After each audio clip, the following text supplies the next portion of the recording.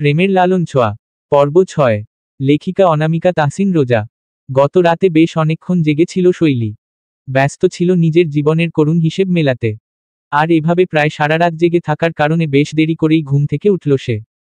চোখ মেলতেই বুঝতে পারল বাইরে রোদ বেশ উজ্জ্বল হয়ে উঠেছে। তার মানে সকাল অনেক গড়িয়ে গেছে। সে হতাশভাবে দীর্ঘশ্বাস ফেলল। গত রাতের অগোছালো চিন্তাগুলো এখনো মাথায় ঘুরপাক খাচ্ছে। বিছানায় কিছুক্ষণ এলিয়ে পড়ে রইল শৈলী। শরীরটা যেন একদম নিস্তেজ লাগছে, মনে হচ্ছে যেন ঘুমের ঘোর পুরোপুরি কাটেনি। কিন্তু আর শুয়ে থাকলে হবে না, উঠতে হবে। মামিকে কাজে তো একটু সাহায্য করতে হবে। ধীরে ধীরে উঠে বসল শৈলী। এলোমেলো চুলগুলো কপালে এসে লুটিয়ে পড়েছে, চোখ মুখ ক্লান্তির ছাপ স্পষ্ট। আয়নার সামনে দাঁড়াতেই নিজের অবস্থা দেখে নিজেই হতাশ হলো। চোখের নিচে হালকা কালচে ভাব, মুখটা যেন একটু ফ্যাকাশে লাগছে। দেরি না করে শৈলী দ্রুত কোনো দিকে না তাকিয়ে কলপারের দিকে গেল, সেখানে ঢুকে মুখে পানি দিল। উঠোন পেরিয়ে বাঁশের বেড়া ঘেরা জায়গাটায় ঢুকে সে টিউবওয়েলের কাছে দাঁড়ালো। এক হাত দিয়ে টিউবওয়েলের লোহার হাতলটা ধরল, আরেক হাতে মুখে পানি ছিটাতে লাগলো। ঠান্ডা পানি মুখে লাগতেই এক ধরনের স্বস্তি অনুভব করল সে। ঘুম ঘুম ভাবটা কিছুটা কেটে গেল। তারপর হাত পা ভিজিয়ে ভালোভাবে ধুয়ে নিল। চুলগুলো ঠিক করে একবার উল্টো পাল্টা চুল গুছিয়ে নিয়ে খোলাই রেখে দিল। পাশেই রাখা একটা লাল রঙের মগে পানি নিয়ে আবারও হাত পা ভিজিয়ে নিল শৈলী। একদম সতেজ লাগলো এবার। হাত দিয়ে এলোমেলো চুলগুলো ঠিক করল, তারপর এক মুহূর্ত চোখ বন্ধ করে দাঁড়িয়ে রইল। চারপাশের নিস্তব্ধতা, গ্রাম্য পরিবেশের মিষ্টি স্নিগ্ধতা যেন কিছুক্ষণের জন্য হলেও তার অস্থির মনটাকে একটু প্রশান্ত করল। কিন্তু বেশিক্ষণ স্থির থাকা যাবে না। নিজের গোলাপি রঙা থ্রি পিসটা ঠিক করে দ্রুত পা বাড়াল বাড়ির দিকে। আজ যেন অনেক কাজ বাকি। গ্রামের পরিবেশটা এখনো বেশ শান্ত। বাইরে থেকে হালকা বাতাস আসছে, দূরে কেউ একজন কিছু বলছে, পাখির ডাক শোনা যাচ্ছে। শৈলী হাতে থাকা গামছাটা দিয়ে মুখ মুছতে মুছতে বাড়িতে ঢুকে পড়ল। কিন্তু দরজা পেরোনোর সাথে সাথেই চমকে গেল শৈলী, থমকে গেল দুরন্ত পাজরা। আচমকা স্থির চক্ষুদয় কোটর ভেদ করে যেন বেরিয়ে আসছে। উঠোনের এক কোণে বাঁশের একপাশে হেলান দিয়ে দাঁড়িয়ে আছে স্বয়ং নিশান, দুহাত বুকের কাছে গুজে রাখা, দৃষ্টি স্থির। মুখে কোনো কথা নেই, কিন্তু চোখের ভাষাটা ভারী। শৈলী একদম থমকে গেল। তার হাতের গামছাটা প্রায় পড়েই যাচ্ছিল। নিশান এখানে? কিভাবে? কখন এলো? কেন এলো? শৈলীর মনে হলো এই দৃষ্টি যেন তার পুরো অস্তিত্বকেই গুঁড়িয়ে দিতে চাচ্ছে। নিশানের চোখে একটা চাপা রাগ আর কিছু অদ্ভুত শীতলতা একসঙ্গে মিশে আছে। শৈলী এক পা পিছিয়ে গেল। নিশানকে এখানে দেখে তার গলা শুকিয়ে গেল, শব্দ করতেও ভয় লাগছে। সে কি কিছু বলবে? নাকি নিশান কিছু বলবে? নিশান তবুও চুপ। এক দৃষ্টিতে দূর থেকেই তাকিয়ে আছে, যেন তার চোখের ভাষাই সব বলে দিচ্ছে। শৈলীর দৃষ্টি স্থির হয়ে গেল, গলা শুকিয়ে এল। সে একদম স্তব্ধ হয়ে গেল, একটুও নড়ল না। নিশান এখানে? সত্যি? সে কি স্বপ্ন দেখছে? শৈলী নিজের নিঃশ্বাসের শব্দও শুনতে পাচ্ছে না। কিন্তু না, এটা স্বপ্ন না। নিশান একদৃষ্টিতে তাকিয়ে আছে তার দিকে। মুখে কোনো কথা নেই, শুধু চোখের দৃষ্টি বলছে। সে রাগান্বিত, হয়তো অভিমানও আছে। শৈলী মনে মনে গুছিয়ে কিছু একটা বলতে চাইল, কিন্তু গলা দিয়ে শব্দ বের হলো না। নিশান তার সামনে একেবারে সত্যি সত্যি, অথচ কিছুক্ষণ আগেও সে ভাবতে পারেনি যে নিশান এখানে আসতে পারে। নিশান তার সামনে, কিন্তু তার চোখের ভাষা বোঝা যাচ্ছে না। শৈলী কি করবে, কি বলবে? তার মাথায় কিছুই কাজ করছিল না। ন্যানো সেকেন্ডের জন্য শৈলী ঢোক গিলে ভাবল, সামনে সাদা শার্ট পরিহিত স্থির হয়ে দাঁড়িয়ে থাকা মানুষটা তার ভ্রম। কাল রাতে কি একটু বেশিই ভেবে ফেলেছে সে? তাই কি এখন চোখে ভুল দেখছে? ঘুমের রেশ কি কাটেনি? শৈলী যখন এই পরিস্থিতি স্বপ্নে রূপান্তর করার চেষ্টায় গভীর মগ্ন, তখনই রান্নাঘর থেকে গরম ভাতের হাঁড়ি নিয়ে তড়িঘড়ি করে বের হলেন রাহেলা বানু। দ্রুত উঠোনে এসে নিশানকে উদ্দেশ্য করে বলতে থাকলেন, কি ব্যাপার? খাড়ায় আছো কেন বাপ? খিদা লাগে নাই? আসো আসো, গরম গরম ভাত রাঁধছি। আলুর ভর্তা আর মসুর ডাল দিয়া তাড়াতাড়ি খাইয়া নাও। নিশান এবার বিনয়ী দৃষ্টি নিয়ে চোখ ফেরালো পাশে হাসিমুখে দাঁড়িয়ে থাকা রাহেলা বানুর দিকে, মিষ্টি হেসে তাচ্ছিল্যের সুরে বলল, আমি না হয় পরেই খাচ্ছি মামি, আগে আপনার ভাগ্নিকে একটু লেবু পানি খাওয়ান। যে কোনো সময় হার্ট ব্লক করতে পারে। প্রথমে কথার মানে কিছুই বুঝল না ভদ্রমহিলা। তৎক্ষণাৎ নিশানের চোখের দৃষ্টি অনুসরণ করে সে এবার বাড়ির দরজার দিকে তাকিয়ে দেখল, ভূত দেখার মতো চকিত দৃষ্টিতে তাকিয়ে আছে শৈলী। চোখে মুখে বিস্ময়ের যেন শেষ নেই। হাতে থাকা গামছাটা কোনোমতে কবজিতে আটকে রয়েছে, হাঁটু রীতিমতো কাঁপছে। রাহেলা বানু তো আর শৈলীর অবস্থা বুঝলেন না। তিনি আরও বেশি উৎফুল্লতা নিয়ে হাসিমাখা মুখে বলেন, উঠছোস তাহলে? এত দেরি করলি কেন? দেখ দেখ কারা আইছে, দেখ তাড়াতাড়ি আয়, খাম্বার মতো খাড়ায় আছোস কেন? শৈলী এবার সদ্বিত ফিরে পেল, যেন ঠোঁট ভিজিয়ে রাহেলার দিকে তাকালো। তার মানে সে আসলেই স্বপ্ন দেখছে না। নিশান ভাই এখন বাস্তবেই তার সামনে দাঁড়িয়ে। এটা কিভাবে সম্ভব? শৈলীর অবস্থা আর কেউ বুঝতে না পারলেও নিশান ঠিকই বুঝতে পারল, কিন্তু সে কোনো কথাই বলল না। চুপচাপ মাদুর বিছিয়ে রাখা মেঝে ধপ করে বসে পড়ল। শার্টের হাতা গোটাতে গড়তে হাত ছুড়ল ঘরের দিকে। এই যে শেহজাদা আকাশ খান, দ্রুত ঘর থেকে আসুন। করুণা করে যদি গেলার পর্ব শেষ করে ঘুমের দেশে যেতেন তাহলে খুবই খুশি হতাম। নিশানের কথা শুনে রাহেলাও ফিক করে হাসলেন, তিনিও অবিলম্বে ডাকলেন, আকাশ বাবা তাড়াতাড়ি আহ, খাইয়া ঘুমাও। শৈলী এবার ঢোক গিলল। তার মাথার উপর দিয়ে সব কিছু যাচ্ছে। তার মানে আকাশ ভাইয়াও এসেছে? দেরি না করে মুখ লুকোতে দ্রুত পা চালিয়ে নিজের ঘরে ঢুকে পড়ল শৈলী। তার এমন অদ্ভুত আচরণে নিশান অবাক না হলেও বেশ অবাক হলেন রাহেলা। নিশান ছেলেটা আসলো, শৈলী একবারও কথা বলল না? প্রশ্নটা উকি দিল তার মনে। কিন্তু তিনি ভাবলেন ঘুমের রেশ কাটাতে পারেনি শৈলী। শৈলীর ঘরের দরজা বন্ধ হওয়ার সাথে সাথেই ঘুমোঘুম চোখে হেলতে দুলতে আসতে দেখা গেল বেচারা আকাশকে। সে আর এসব সহ্য করতে পারছে না। নিশানের উপর বেজায় ক্ষেপে আছে সে, মনে মনে নিশানকে কিছু উদ্ভট অভিশাপও ইতিমধ্যে দিয়েছে আকাশ। পেটে ইঁদুর না দৌড়ালে সে বিছানায় চিৎপটাং হয়ে শুয়ে পড়তে বেশি সময় নিত না। তবে এখন পেটের ক্ষুধা প্রশমন করা জরুরি, নইলে ঘুমও সুস্থির হবে না। এলোমেলো পায়ে এগিয়ে এসে নিশানের পাশেই ধপ করে বসে পড়ল আকাশ।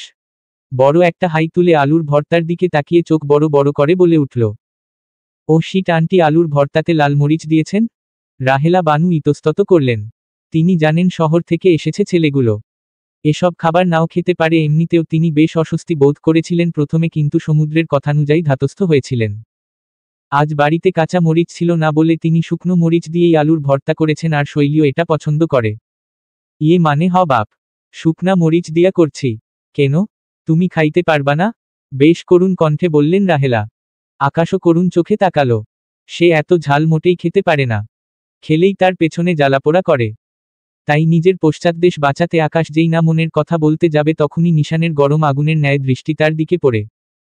নিশানের ভ্রু কুচকানো সেই দৃষ্টি দেখে আকাশ মনের জিনিস মনেই রেখে গিলে ফেলল নিজের কথাটা।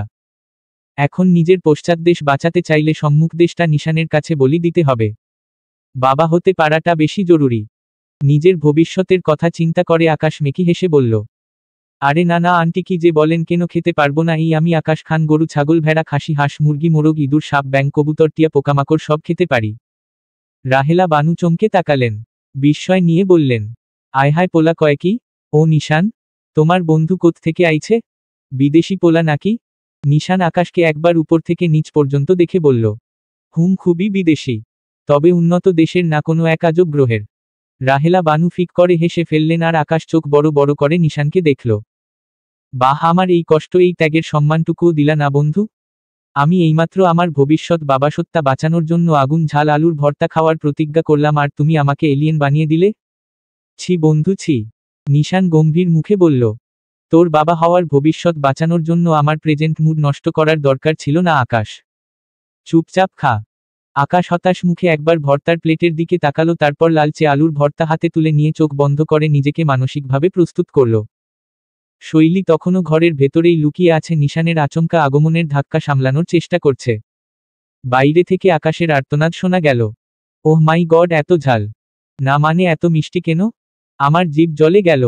নিশান চুপচাপ ভাতের লোকমা বানাচ্ছিল, আকাশের কথা শুনে বিরক্ত মুখে বলল, অপদার্থ, এত নাটক করিস কেন?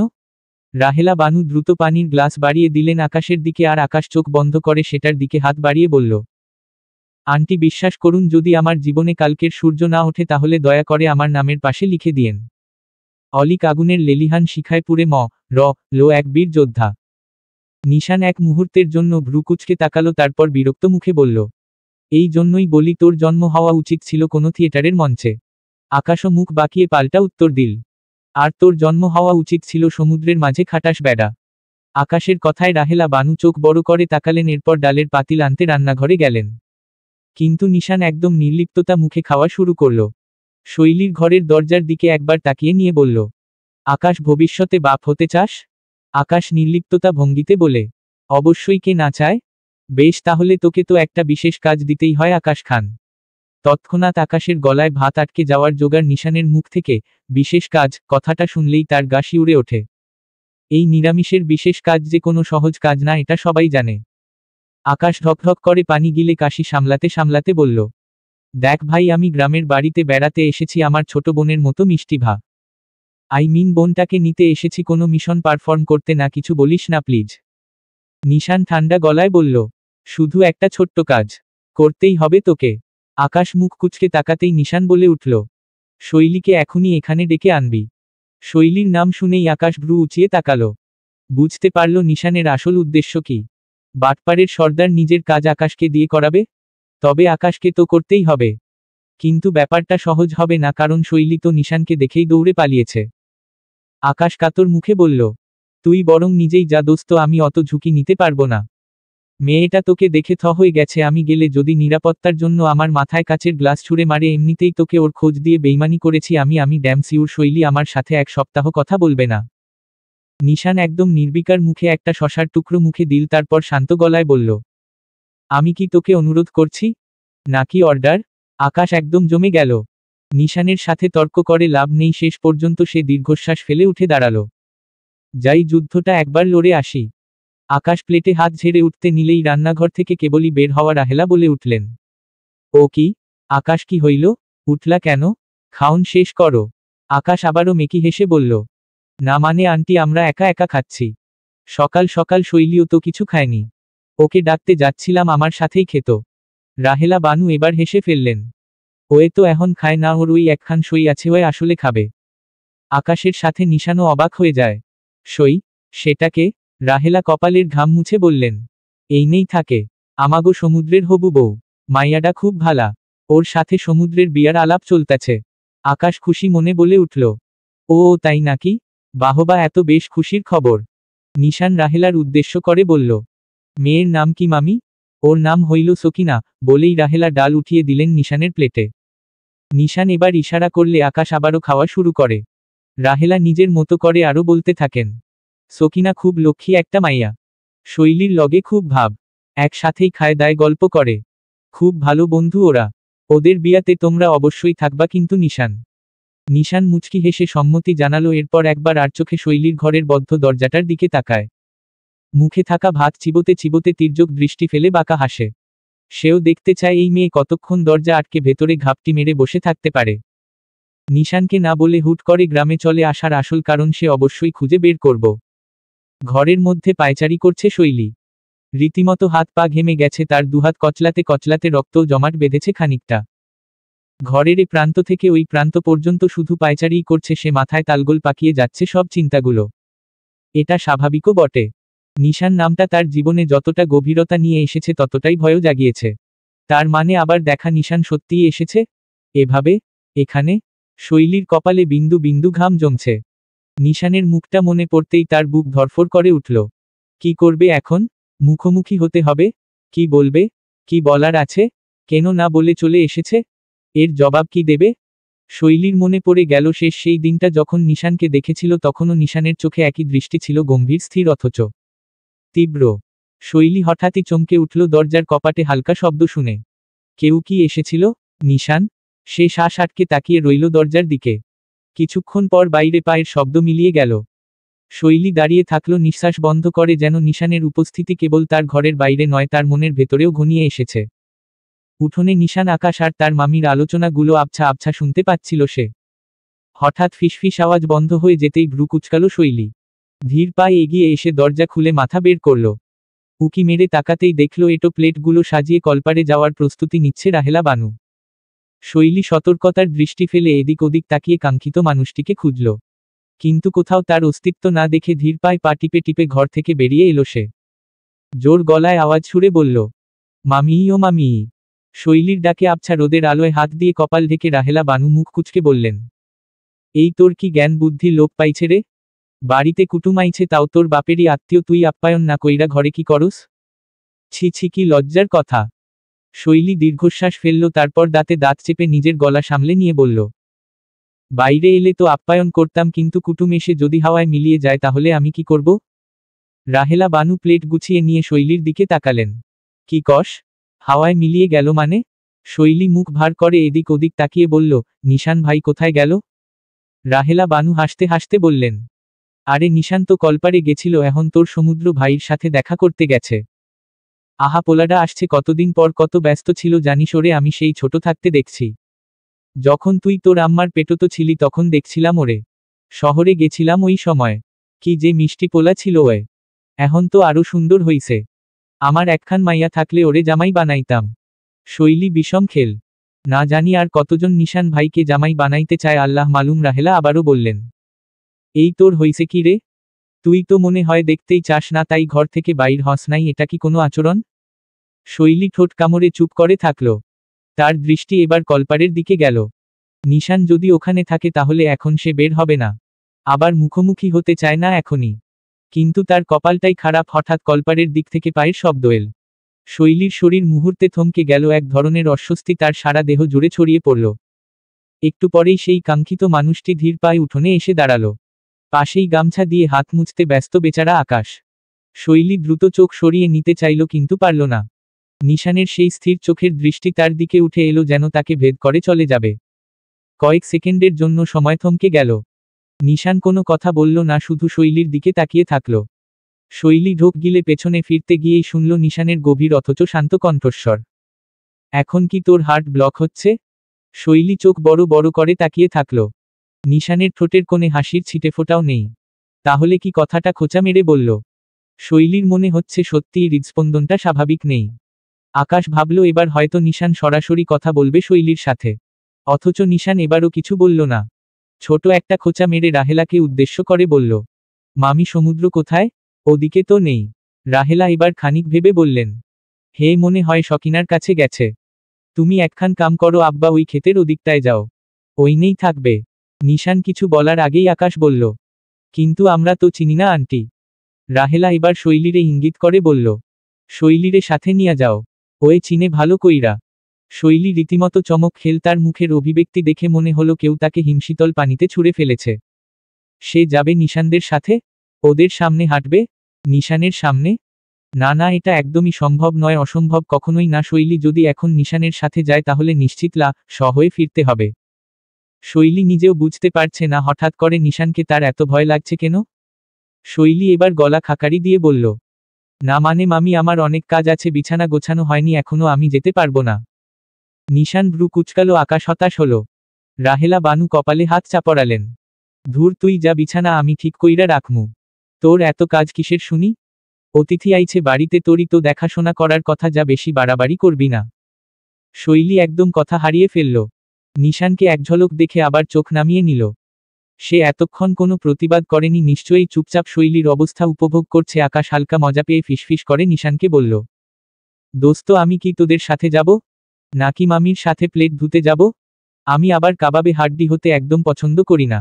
নিশান ভ্রু কুচকে সন্দিহান দৃষ্টিতে তাকালেই আকাশ বলে, না মানে তোর ঘরেরটা তো ভয় কাঁপতেছে। চোখ খুলে একটু দেখ। আমি গেলে আরও যদি অস্বস্তিতে পড়ে।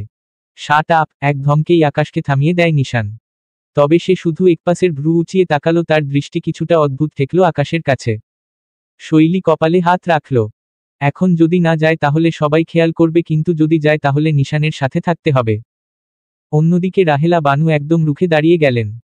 শৈলী আর একবার যদি না কইছস তুই, খোদার কসম তোর মামার কাছে বিচার দিমু। শৈলী অসহায়ের মতো নিশানের দিকে একবার তাকালো, আবার দ্রুত চোখ সরিয়ে নিয়ে মৃদু স্বরে বলল, চলুন। নিশান একটুও প্রতিক্রিয়া দেখালো না, বরং ঠোঁট গোল করে বিরক্তির শ্বাস ফেলে শৈলীকে অবহেলা করে আগে আগে হাঁটা শুরু করল। আকাশ তা দেখে মুচকি হাসল। এরপর শৈলীর দিকে তাকিয়ে 32 পার্টি দাঁত বের করে মেকি হাসল। শৈলী এবার কটমট করে তাকালো আকাশের দিকে আর বলল, আপনিও চলুন, হাঁটছেন না কেন? আকাশের মুখের হাসির বাতিটা ধূপ করে নিভে গেল। চোখ পিটপিট করে তাকালো। এরা দেখছি মিয়া বিবি একই রকম। তবে শৈলী যে আকাশের বেইমানির উপর বেজায় ক্ষেপে আছে এই সম্পর্কে কোনো সন্দেহ নেই তার। শৈলী মনে মনে বিড়বিড় করে বলল, হায় আল্লাহ, এবারের মতো নিশান ভাইয়ের হাত থেকে বাঁচিয়ে দাও। সূর্যের আলো একটু একটু করে ম্লান হয়ে আসছে, সোনালি আভায় ঢেকে গেছে পুরো ক্ষেত। দূরে কোথাও একটা কোয়েল ডাকছে, হালকা বাতাসে ধানের গন্ধ ভেসে আসছে। ক্ষেতের চারপাশে তালগাছের সারি দাঁড়িয়ে মাঝে মাঝে হালকা দুলে উঠছে বাতাসের ছোঁয়ায়। সরিষার ক্ষেতে হলুদ ফুলের রং আরও উজ্জ্বল হয়ে উঠেছে শেষ বিকেলের আলোয়। বাঁশঝাড়ের ফাঁক দিয়ে সূর্যের লালচে আভা পড়ে একটা রঙিন ছায়া তৈরি করেছে পথের ধারে। নিশান, আকাশ আর শৈলী পাশাপাশি হাঁটছে, কিন্তু কারো মুখে কোনো কথা নেই। শৈলী একটু পেছনেই হাঁটছে, সে চাইছে দূরত্ব বজায় রাখতে। নিশান সামনে, তার শরীরী ভাষায় অদ্ভুত একটা আত্মবিশ্বাস, মনে হচ্ছে যেন সে জানে কোথায় যাচ্ছে, যদিও জায়গাটা তার চেনা নয়। এদিকে আকাশ বেশ বেকায়দায় ফেসে গেছে। তার সামনে সিংহের মতো হাঁটছে নিশান আর পেছনে ভেজা বেড়ালের মতো চোখ নামিয়ে হাঁটছে শৈলী। তাদের দুজনের মাঝখানে পুরো আকাশ নিজেকে ভিলেন উপাধি দিতে বাধ্য হলো। সে আসলেই পুরো পরিস্থিতির মধ্যে একটু হাস্যকরভাবে আটকে গেছে। আকাশ একবার নিশানের দিকে তাকায়, একবার শৈলীর দিকে। দুজনের মাঝে কলাগাছ হয়ে থাকার মোটেই ইচ্ছে নেই তার। আবার একটা কথাও বলতে পারছে না, যেন বাতাসের মাঝে কোনো অদৃশ্য চাপ আছে। শৈলী মাঝে মাঝে আর চোখে নিশানের দিকে তাকাচ্ছে, আবার সঙ্গে সঙ্গে মুখ ফিরিয়ে নিচ্ছে। নিশান জানে, সেটা বুঝতেও পারছে যে একজোড়া ডাগর আঁখি তাকে দেখছে, ক্ষণে ক্ষণে পর্যবেক্ষণ করছে, কিন্তু নিশানও কিছু বলছে না। চোখ সামনে রেখে নিজের মতো করে হেঁটে চলেছে। চারপাশ এত সুন্দর, অথচ তিনজনের মাঝে কেমন যেন একটা চাপা অস্বস্তি। হঠাৎ একটা কাকুরে এসে পাশের বাঁশের ডালে বসতেই শৈলী চমকে উঠল। সে এতটাই চিন্তায় ডুবেছিল যে ছোট্ট শব্দেও সারা শরীর কেঁপে উঠল। আকাশ সেই মুহূর্তটা একদম মিস করল না, সে মুখ চেপে হাসল। নিশান শুধু একবার শৈলীর দিকে ভ্রু কুঁচকে তাকালো, কিন্তু মুখে কিছু বলল না। ঠোঁটের কোণে হালকা একটা চাপা হাসি খেলা করছে আকাশের, যা নিশান বা শৈলী দেখেও দেখেনি। বাতাসটা একটু জোরে বইতে লাগলো, সরিষার হলুদ ফুলগুলো দুলে উঠল একসাথে, যেন তাদের দেখেই হাসছে। কিন্তু তিনজনের হাঁটার গতি একই রকম রইল, একটু ধীর, একটু অস্বস্তিকর, তবুও একই পথে। আরও কিছুটা পথ এগিয়ে যেতেই দূরে এক ফাঁকা জমির মাঝখানে একটা চেনা অবয়ব দেখতে পেল শৈলী। সমুদ্রই হবে এমনটা আন্দাজ করতে সময় লাগলো না তার। রোদের রং এখন গাঢ় কমলা, খেতে কাজ করা মানুষের ছায়া লম্বা হয়ে পড়েছে মাটিতে। সমুদ্র ধানের আটি গুছিয়ে নিচ্ছে, মাঝে মাঝে হাত দিয়ে কপালের ঘাম মুছছে। তার পাশেই একটা লাল গামছা বাঁশের মাথায় উঠছে, হয়তো বাতাসে শুকানোর জন্য রাখা। শৈলী হাঁটা থামিয়ে এক মুহূর্ত চুপ করে দাঁড়ালো, তারপর ডান হাতটা তুলে আঙুল দিয়ে নিশান আর আকাশকে দেখিয়ে বলল, ওই যে ওখানে সমুদ্র ভাইয়া। নিশান তাকিয়ে দেখল, তার চোখজোড়া সামান্য সংকুচিত হলো, যেন সে মনোযোগ দিয়ে দূরের মানুষটাকে পর্যবেক্ষণ করছে। আকাশ মুখ একটু সামনে বাড়িয়ে তাকিয়ে বলল, ওইটাই বুঝি সমুদ্র? শৈলী মাথা নাড়ল। নিশান কিছু বলল না, শুধু একবার শৈলীর দিকে তাকালো। আকাশ হাত তুলে হালকা ভঙ্গিতে বলল, তাহলে চলো কাছে গিয়ে দেখা যাক। সমুদ্রের পাশেই হাতে এঁটো পেয়ারা নিয়ে কোমরে আরেক হাত রেখে বকবক করতে দেখা গেল সকিনাকে। দূর থেকে বোঝাই যাচ্ছে মেয়েটা সমুদ্রের উপর বেজায় ক্ষেপে আছে, আর তাই রাগ উগরিয়ে দিচ্ছে মনের সুখে। ক্ষেতের উঁচু মাচার পাশ থেকে সকিনার রাগান্বিত কণ্ঠ আবছা আবছা ভেসে এল।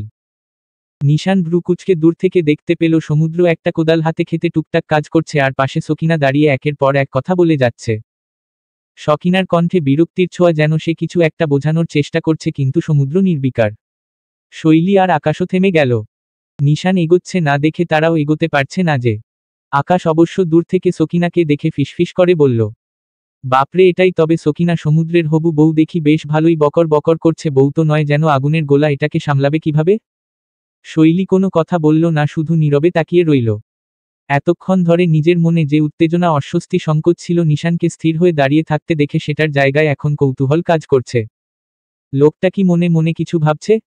সামনের দিকে তাকাতেই দেখা গেল সমুদ্র কোদালটা মাটিতে ঠেকিয়ে একবার সকিনার দিকে তাকালো, তারপর মাথা ঝাঁকিয়ে হাত নেড়ে নেড়ে কি যেন বলতে থাকলো। সকিনাও হতাশ হয়ে হাত দুটো নেড়ে কি যেন বলল। আকাশ এবার ফিসফিস করে নিশানের দিকে তাকিয়ে বলল, এই ভাই, এখানে তো রীতিমতো প্রেম বিবাদ চলছে মনে হচ্ছে। শৈলী আড়ালে হাসল, তবে কিছু বলল না। আকাশ এবার বিরক্ত হয়ে যায়। নিশান, তুই কি এখানেই দাঁড়িয়ে থাকবি? চল যাই। এতক্ষণ পর সদ্বিদ ফিরে পেল নিশান। স্থির দৃষ্টি ফেলে তাকালো শৈলী আর আকাশের দিকে, কিছুক্ষণ নীরব থেকে হঠাৎ বলে উঠল, আকাশ, তুই সমুদ্রের ওখানটায় যা, আমরা একটু পরে আসছি। চমকে তাকালো মাথা নিচু করে রাখা শৈলী, শুকনো ঢোক গিলল মেয়েটা। চোখজোড়া স্থির রেখে বোঝার চেষ্টা করল, এখানে আমরা বলতে নিশান কাদের বুঝিয়েছে? আকাশ ভাইয়াকে চলে যেতে বলেছে, তার মানে কি? শৈলী আসলেই বেশ ভয় পেল। এদিকে আকাশ যা বোঝার বুঝে গেল।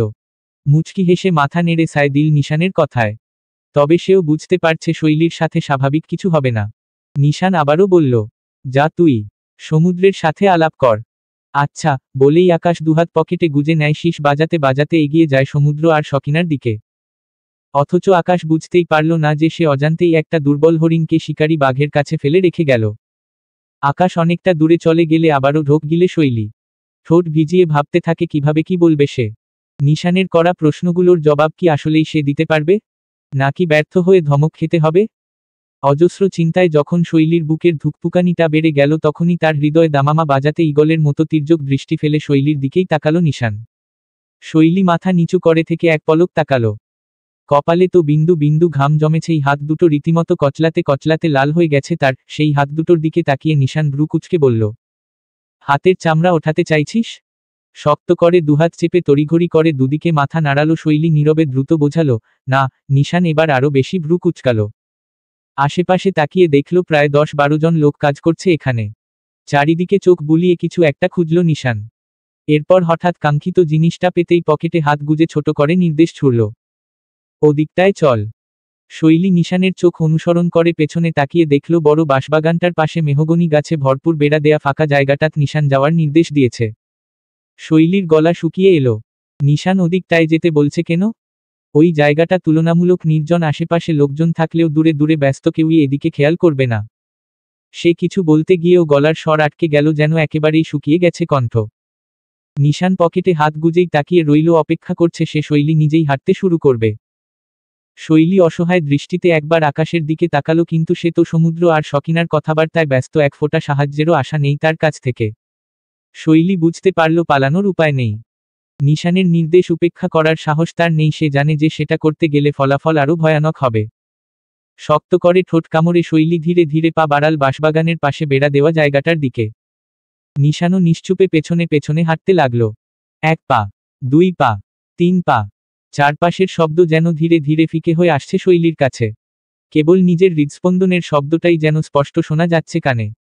হয়তো পেছনে থাকা ব্যক্তিটাও শুনতে পেল, তাই তো তৎক্ষণাৎ জোরগলায় ধমকের সুরে বলে উঠল, শ্বাস নিতে সমস্যা হচ্ছে? অক্সিজেন মাস্ক লাগাবি? সিলিন্ডার আনবো? শৈলী দাঁত দিয়ে জিভ কাটল, চমকে উঠে থমকে গেল। নিশানের কণ্ঠে ধমকের সঙ্গে এক ধরনের শীতল ব্যঙ্গ মিশে আছে, যা তাকে আরো বেশি অসহায় করে তুলল।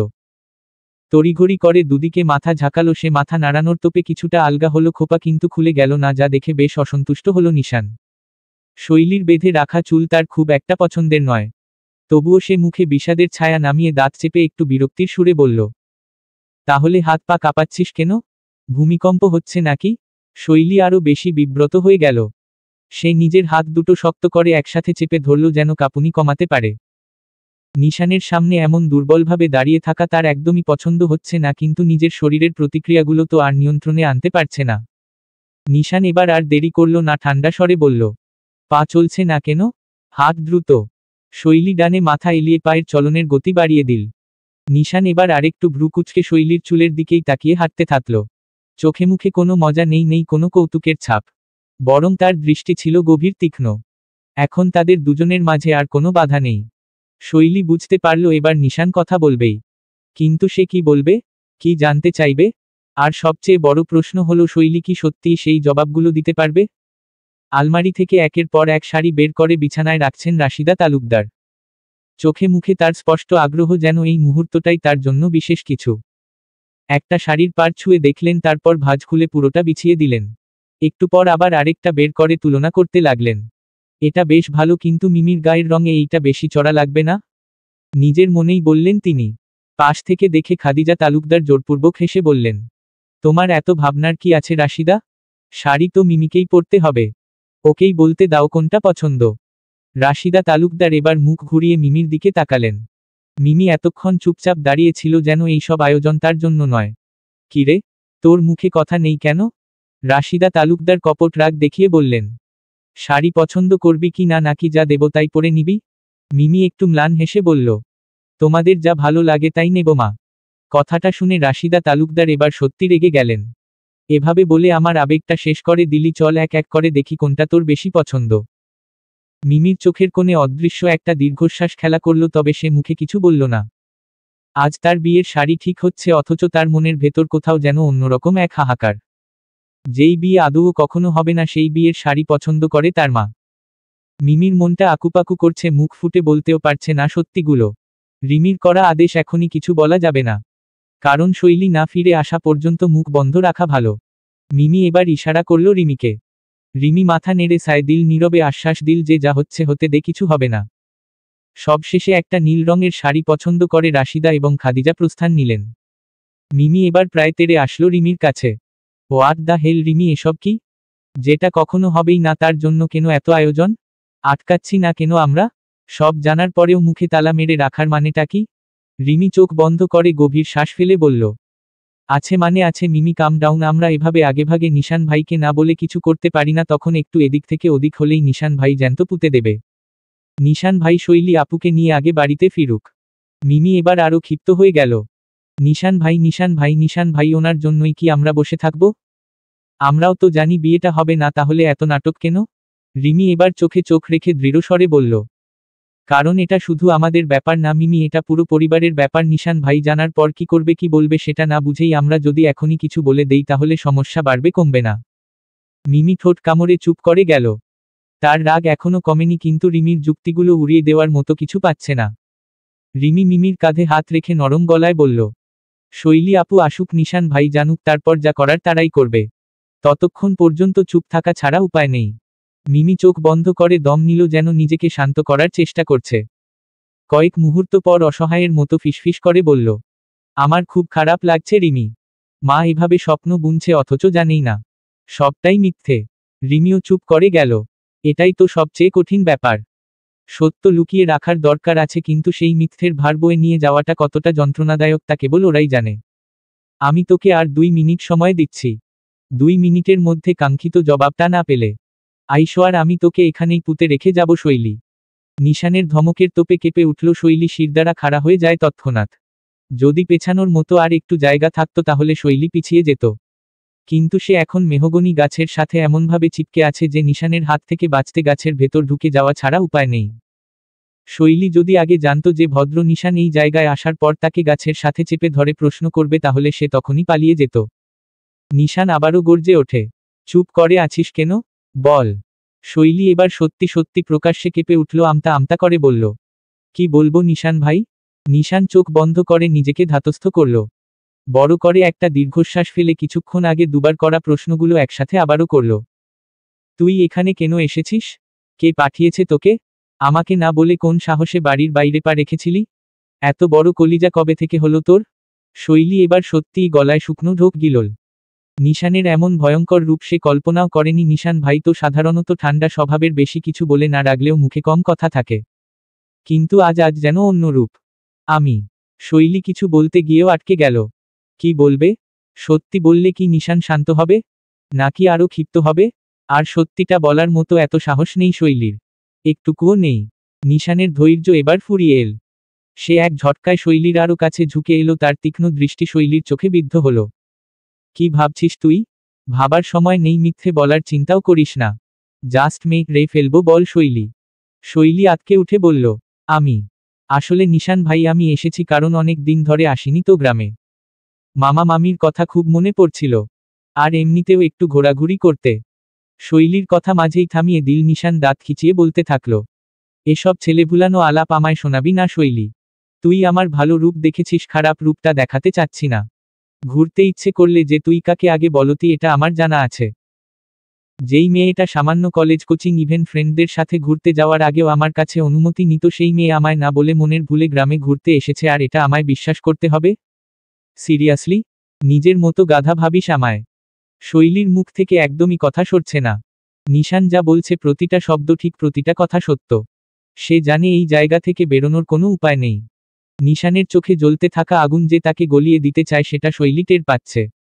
নিশান এবার এক ধাক্কায় শৈলীর হাতের কবজি চেপে ধরল। কণ্ঠটা আরো গাঢ় হয়ে উঠল, তুই কি জানিস আমার ধৈর্যশক্তি কতটা? আমি বারবার একটা জিনিস শুনতে চাইছি আর তুই সেটাকে এড়িয়ে যাচ্ছিস। শৈলী ব্যাকুল হয়ে নিশানের চোখের দিকে তাকালো। আমি কিছু লুকাইনি নিশান ভাই। মিথ্যে কথা। নিশান আরো শক্ত করে শৈলীর হাত চেপে ধরল। তুই এখন পর্যন্ত আমায় যা যা মিথ্যে বলছিস সব ভুলে যাব, যদি এক্ষুনি সত্যিটা বলিস। শৈলীর দম আটকে আসছে। হাতটা নিশানের শক্ত মুঠোয় যেন রক্ত চলাচল বন্ধ হয়ে যাচ্ছে। চোখের কোণে পানি চিকচিক করতে লাগলো। আমি।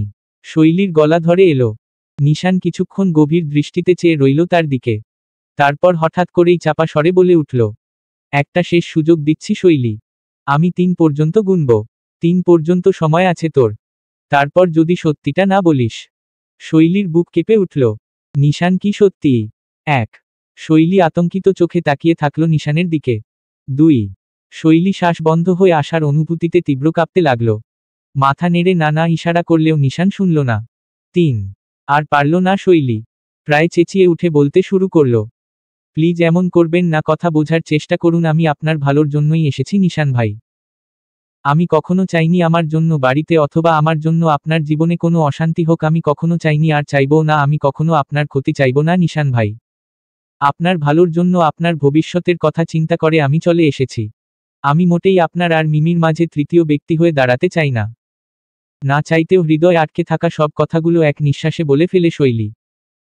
কিন্তু কথা শেষ হওয়ার পর সে কি বলে ফেলেছে বুঝতে পেরে আটকে উঠল শৈলী। তৎক্ষণাৎ এক হাত মুখে রেখে চোখ বড় করে তাকালো। কি সর্বনাশ, সে এসব কি বলে ফেলল?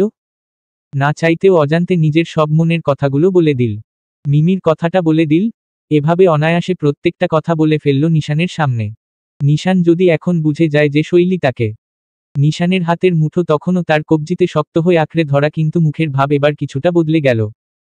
শৈলী ভয়ে জমে গেল। নিশান কি বুঝে ফেলবে? নিশান কি এতক্ষণে তার চোখের গভীরে লুকানো সত্যিটা পড়ে নিয়েছে?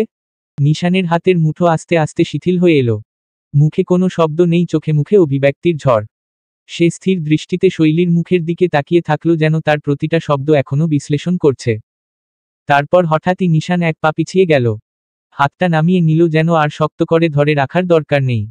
মুখটা কিছুটা কালো হয়ে গেলেও কণ্ঠস্বরে তেমন কিছু বোঝা গেল না। তুই কি বললি? শৈলী মুহূর্তেই চুপ হয়ে গেল। নিশানের কণ্ঠস্বর একেবারে স্বাভাবিক, কিন্তু তার চোখ সেখানে একটা ছায়া খেলা করছে। শৈলী বুঝতে পারছিল না নিশান রেগে আছে নাকি অন্য কিছু ভাবছে। সে ধীরে ধীরে মাথা নিচু করল, চোখ নামিয়ে ফেলল মাটির দিকে। আমি কিছু ভুল বলেছি, ভুল বুঝিয়েছি। দয়া করে। ভুল বোঝার কিছু নেই নিশান ভাই। আমি কি যে বললাম? নিশান গভীর দৃষ্টি নিয়ে শৈলীর দিকে তাকিয়ে থাকল। শৈলীর হাত তখনও কাঁপছে, শ্বাস অনিয়মিত। কিন্তু নিশান এখনও এক জায়গায় স্থির, যেন সে কোনো কঠিন হিসেব কষছে। কিছুক্ষণ চুপচাপ থাকার পর নিশান ঠান্ডা গলায় বলল, শেষের কথাটা আবার বলতো। শৈলীর গলা শুকিয়ে এলো। শেষের কথাটাই তো ভয়ানক ছিল। এটা কিভাবে আবার বলবে? এসবের মানে কি?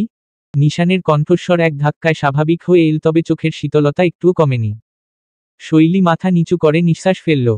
নিশান এবার চিন্তিত স্বরে বলল, আমার আর মিমির মাঝে তৃতীয় ব্যক্তি, আমার ভালোর জন্য চলে আসা, এসবের মানে কি? শৈলী আমায় একটু বোঝাতো, আমি আসলেই কিছু বুঝতে পারছি না। এখানে আমি ছাড়া বাকি সবাই বুঝদার হয়ে গেছে। তুই আমায় একটু কষ্ট করে বোঝাতো, ঠিক কি বলতে চাইছিস? শৈলী মাথা নিচু করল। সে আর একটা কথাও বলবে না।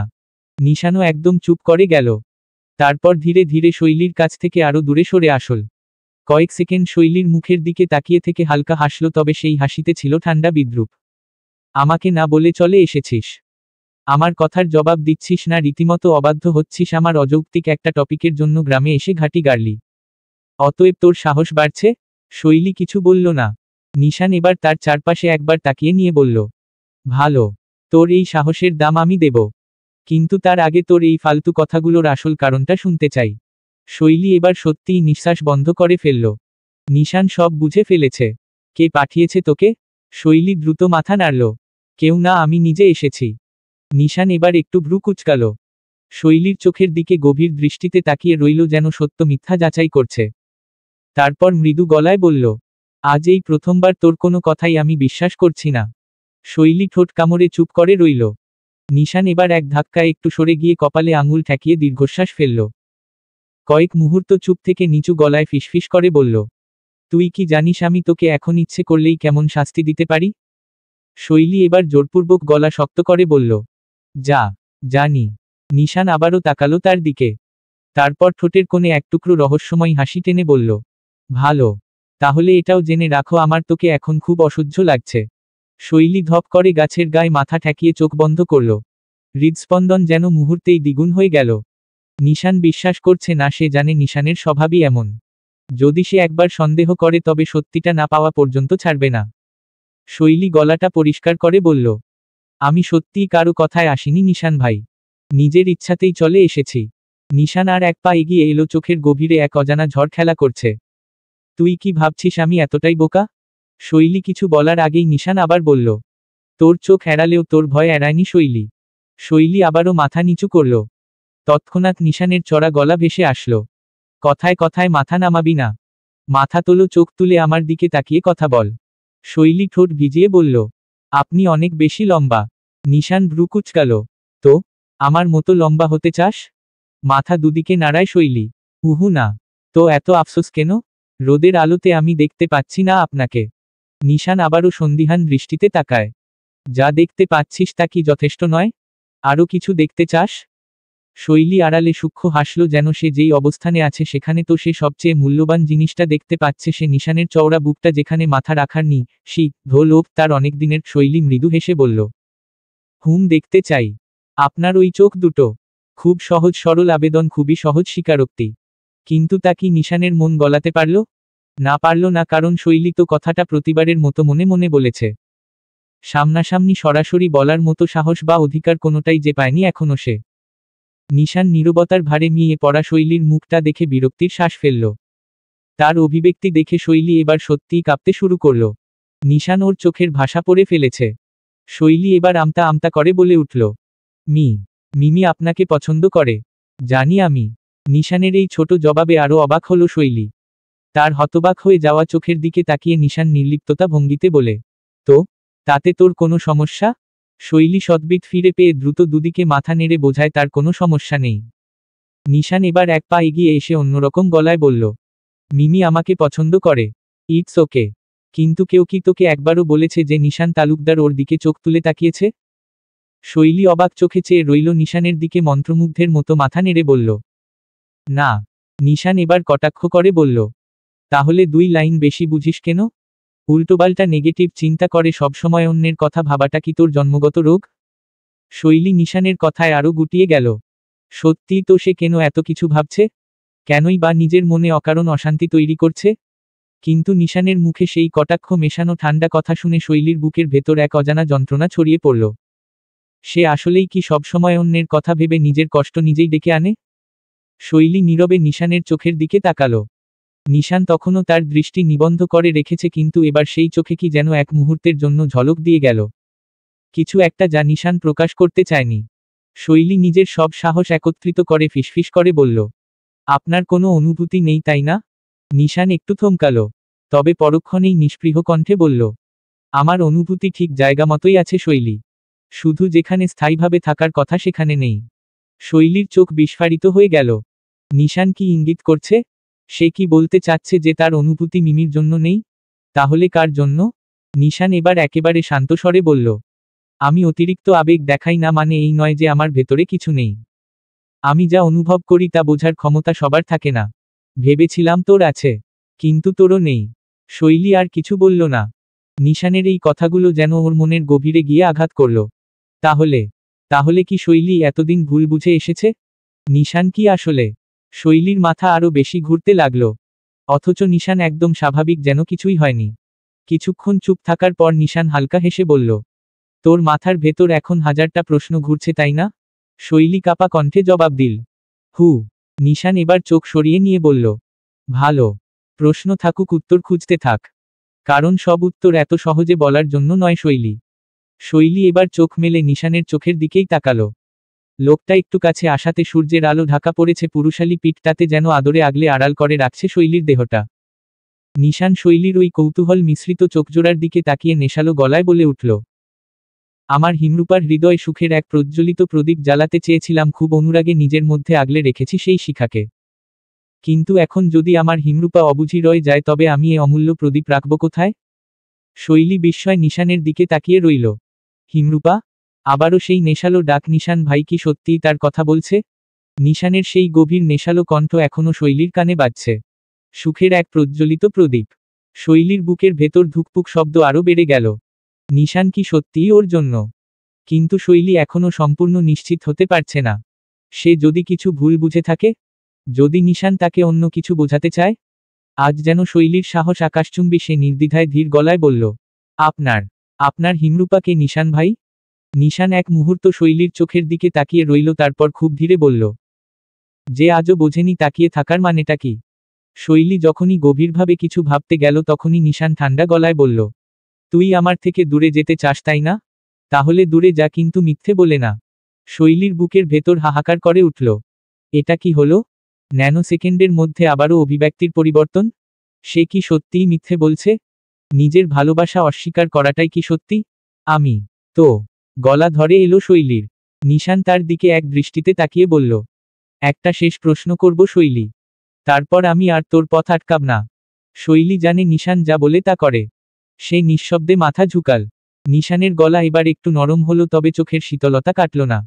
তুই কি সত্যিই আমার ভালো চাস? শৈলী এক মুহূর্তের জন্য নিশানের চোখের দিকে তাকালো, তারপর নিঃসন্দেহে বলল, হ্যাঁ। নিশান দীর্ঘ নিঃশ্বাস ফেলল, মাথা নিচু করল কয়েক মুহূর্তের জন্য। তারপর শৈলীর দিকে তাকিয়ে ঠোঁটের কোণে হালকা বিদ্রূপের হাসি টেনে বলল, তাহলে তুই সবচেয়ে বড় ভুলটা করেছিস শৈলী। কারণ তুই যা ভালো ভাবছিস সেটা আদৌ আমার জন্য ভালো নয়, তুই তাহলে কখনো আমায় বুঝতেই পারিসনি। শৈলী বিস্মিত হয়ে নিশানের দিকে তাকিয়ে রইল, আর নিশান সেই দৃষ্টি এড়িয়ে চলে গেল। কিন্তু যাওয়ার আগে এক মুহূর্তের জন্য থেমে বলল, তোর জন্য এখনো সময় আছে। সত্যিটা বলার সাহস থাকলে আমায় খুঁজে নিস। আজকের রাতটাই সময় আছে। আমি কাল চলে যাব। এখন কেউ যদি আমার সাথে যেতে চায় আমি সাদরে গ্রহণ করব তাকে। বলেই নিশান আর কোনো কথা না বলে এক পা পিছিয়ে এলো। শৈলীর চারপাশ থেকে রোদের আলো আবার ফিরে এল, যেন নিশান তাকে আগলে রাখা থেকে নিজেকে সরিয়ে নিচ্ছে। শৈলী কিছু বলতে গিয়েও থেমে গেল। তার বুকের মধ্যে কেমন যেন শূন্যতা জমতে লাগল। স্থির হয়ে দাঁড়িয়ে রইল মেয়েটা, যেন নিশানের কথাগুলো বাতাসে ঝুলে রইল। তুই যা ভালো ভাবছিস সেটা আদৌ আমার ভালো নয়। শৈলী এবার বুঝল নিশান শুধু সন্দেহই করেনি, বরং অনেক কিছুই বুঝে ফেলেছে। নিশান চলেই যাচ্ছিল, হঠাৎ একটু থেমে মাথা ঘুরিয়ে বলল, শৈলী। শৈলী তৎক্ষণাৎ চোখ তুলে তাকালো। নিশানের ঠোঁটে এক ঝলক রহস্যময় হাসি খেলে গেল। হিমরূপাকে একটা কথা জানিয়ে দিতে চাই, কখনো কখনো উত্তর খোঁজার চেয়ে অনুভব করাটা বেশি জরুরি। এটুকুই যথেষ্ট ছিল শৈলীর শরীরে হিম শীতল স্রোত বইয়ে দেওয়ার জন্য। এবার নিশান একটুও পিছু না তাকিয়ে চলে গেল, রেখে গেল একগাদা অজানা অনুভূতি, শূন্যতার ধাঁধা আর একরাশ অস্থিরতা। শৈলীর মনের কোণে আবারও সূক্ষ্ম নাড়া দিল, মনে পড়ে গেল নিশানের কথাটা। আজকের রাতটাই সময় আছে। আমি কাল চলে যাব। এখন কেউ যদি আমার সাথে যেতে চায় আমি সাদরে গ্রহণ করব তাকে। চলবে।